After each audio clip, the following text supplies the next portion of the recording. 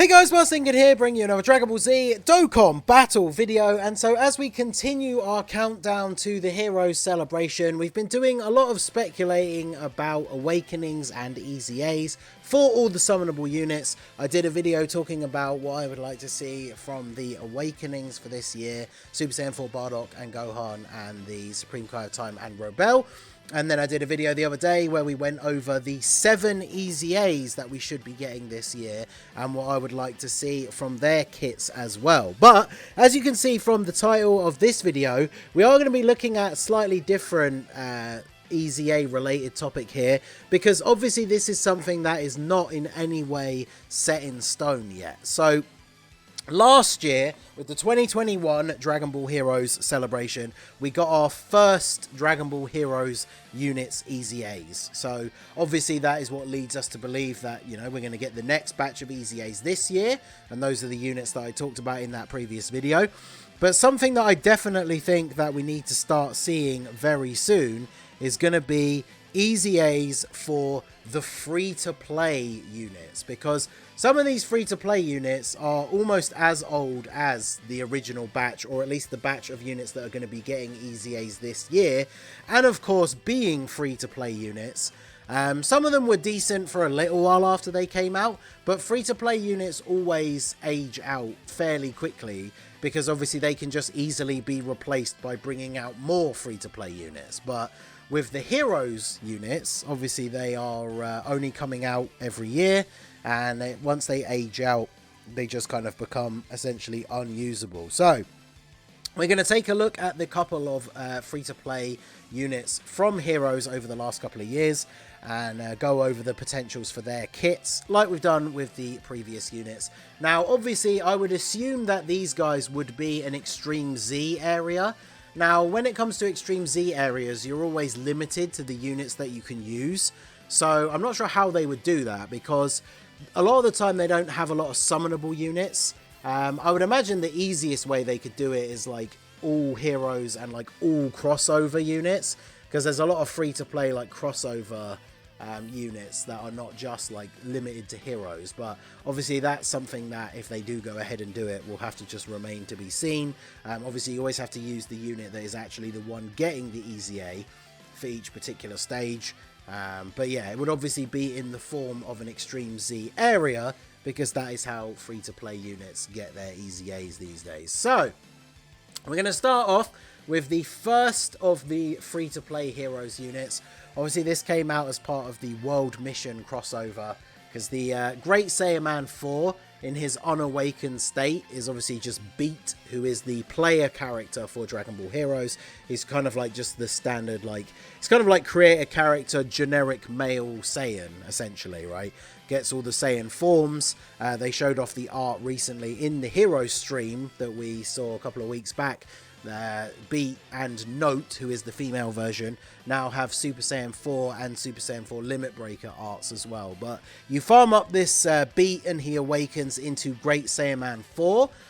He was actually kind of good when he first came out. He is an infinite stacking unit, so infinitely stacks attack and defense, does supreme damage.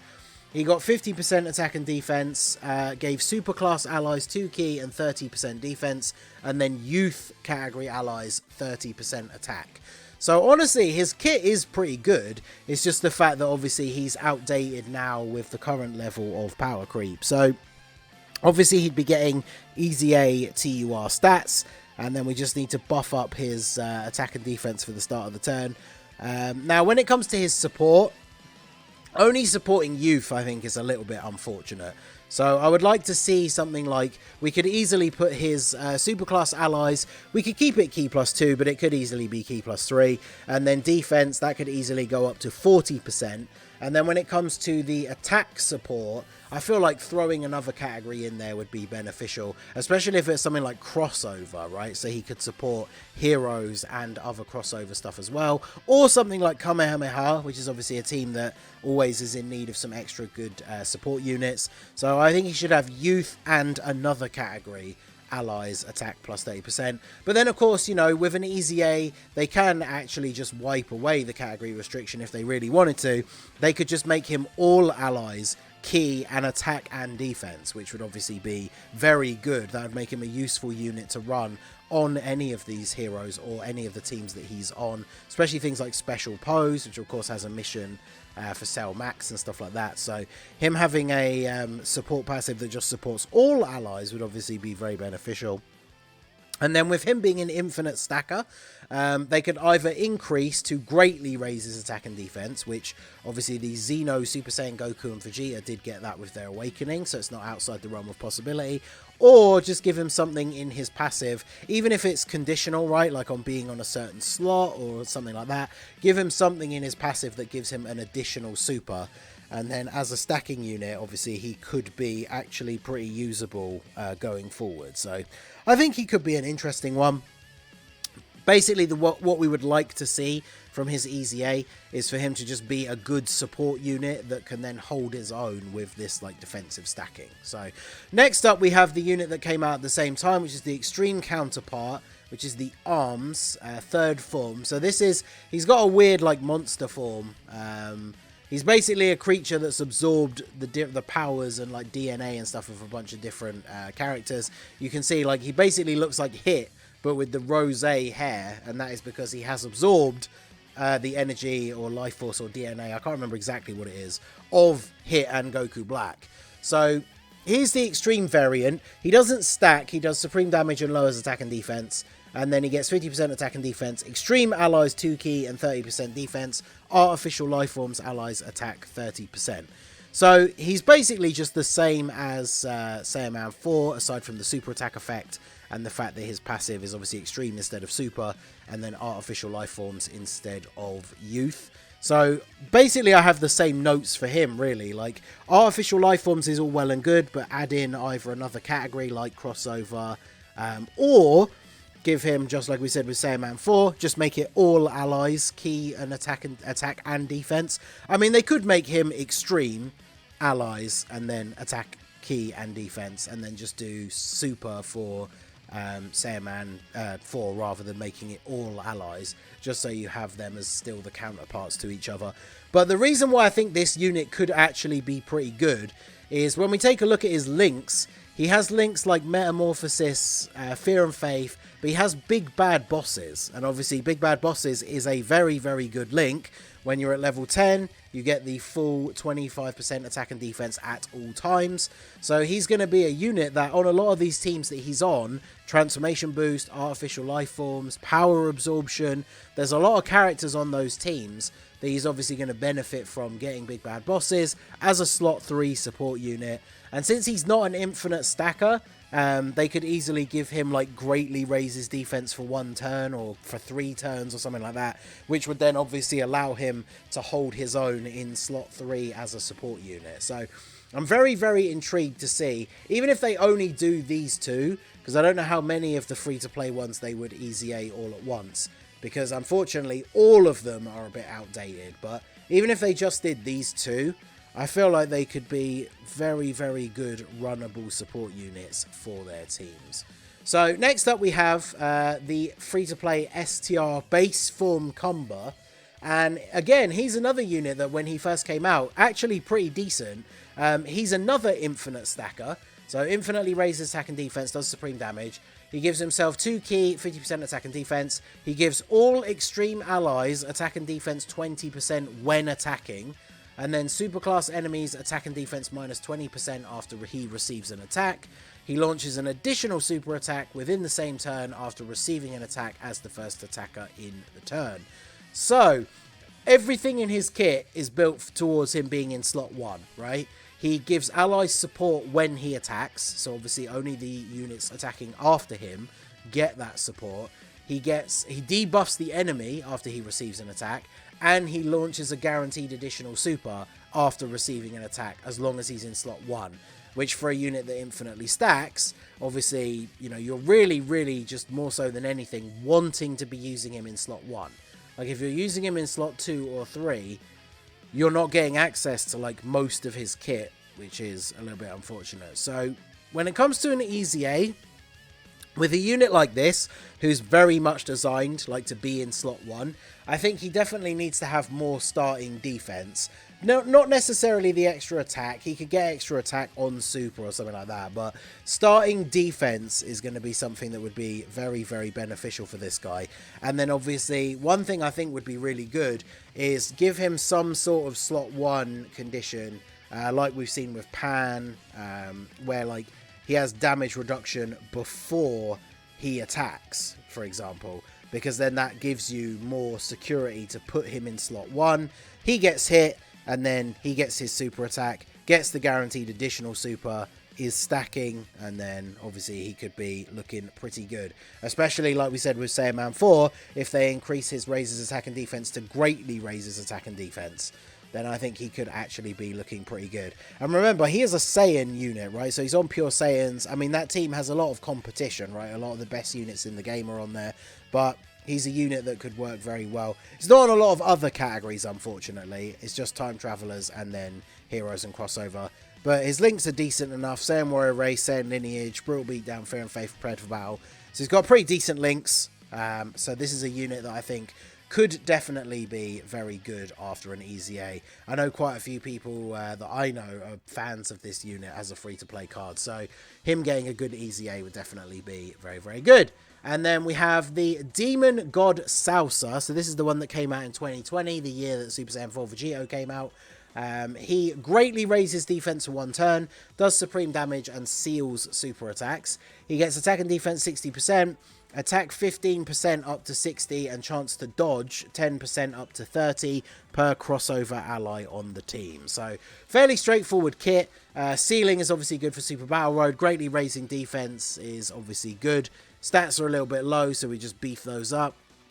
And then all he really has is extra attack and then chance to dodge on a crossover team. So ideally what you want to do with this guy is, I mean, crossover, him being completely stuck on a crossover team is not the worst thing in the world. At least it's not just heroes. But if they added if it was crossover or terrifying conquerors, for example, or time travelers, like that would obviously be much more versatile for putting him on other teams. Definitely increase this so it's not just attack but also defense.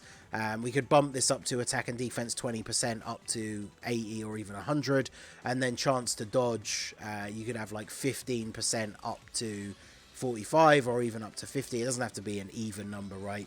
And then yeah, I think this guy could be in a pretty decent place. Now, the only problem with him is he doesn't provide any support or anything like that. So a lot of the time when it comes to free-to-play units, the only real reason you'd want to run them on your team is if that they are providing some kind of support. And I guess it's the same complaint you could have about Cumber. You know, again, mentioning the fact that he was on like a Pure Saiyans team. Like, there's so many other team units that you would put in slot 1 on a Pure Saiyan team instead. And so when it comes to this guy, because he's not supporting, all he's really doing on the team is he's going to be doing some damage, and then his defense after super, obviously this is after an EZA, not as he is right now, after supering, his defense is going to be decent with a reasonable chance to dodge. But especially if he gets locked to the crossover team, unless you are a completely free-to-play player and you didn't do many summons on the actual Heroes banner, like almost any of the summonable Heroes units are going to take a place on the team over him. So I think when it comes to the Heroes unit specifically, especially because the banner is guaranteed featured, so people who do summon, you are going to pull a pretty nice little selection of the different units. I think all the free-to-play units should really just be supports, and then it kind of gives you a reason to run them.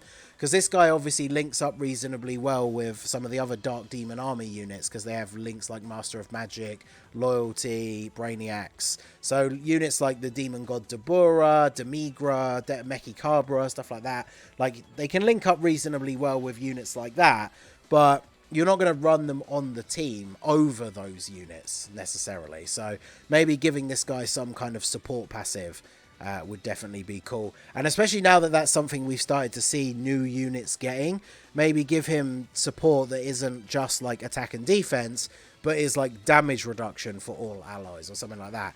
Then he would actually be worth running on a team, especially for more difficult content, because then when you have your main rotation, like say with the new units that are coming out, you've got like Limit Breaker Super Saiyan 4 Vegito and Limit Breaker Super Saiyan 4 Goku, and then you have this guy in slot 3 and he's giving them like 8 10 whatever % damage reduction, that would be super good, and then you'd actually have a reason to want to run him. But without him giving any support, I just feel like he's not really going to be useful on the team, even if his EZA... I mean, they could give him a busted EZA, but since he's a free-to-play unit, it's not something I would expect to see. And then last but not least, I wanted to mention Demon Goddess Poutine. She is the free-to-play unit from last year, so even if they do introduce a Heroes Extreme Z area, I honestly can't see her getting an EZA straight away. Although, at the end of the day, with these Heroes things, if they're only going to do them once a year, I mean, the free-to-play unit already starts to feel a little bit outdated a year later.